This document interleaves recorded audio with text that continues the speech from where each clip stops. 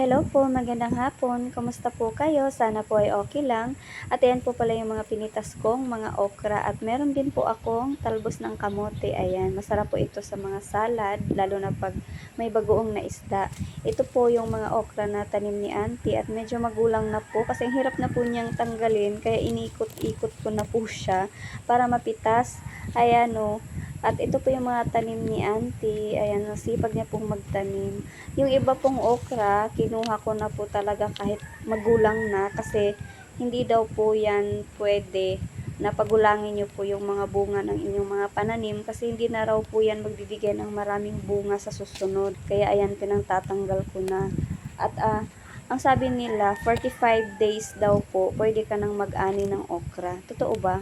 Kasi hindi ko po ito nabilang yung tanim ni Auntie. Pero ito po yung unang ani ko ng okra. Hindi pa po nakapag-ani si Auntie ng okra. Ako na naman po yung nauna sa mga pag-aani ng kanyang mga pananim na mga gulay.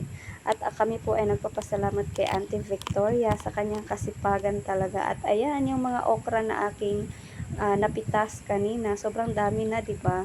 Ito naman po yung tanim niyang talbos ng kamote.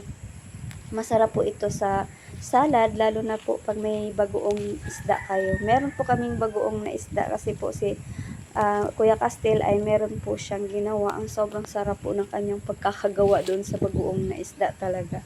Alam niyo po, kami po ay nagpapasalamat sa ating Panginoon sa lahat po na kanyang mga biyayang ipinagkaloob niya dito sa aming farm at kay Auntie na rin kasi grabe, hindi na kami bumibili ng gulay kasi ayan, may mga tanim na po siya sa aming bakuran dito.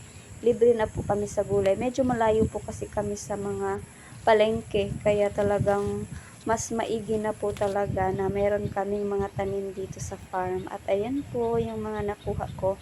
Thank you for watching. Bye!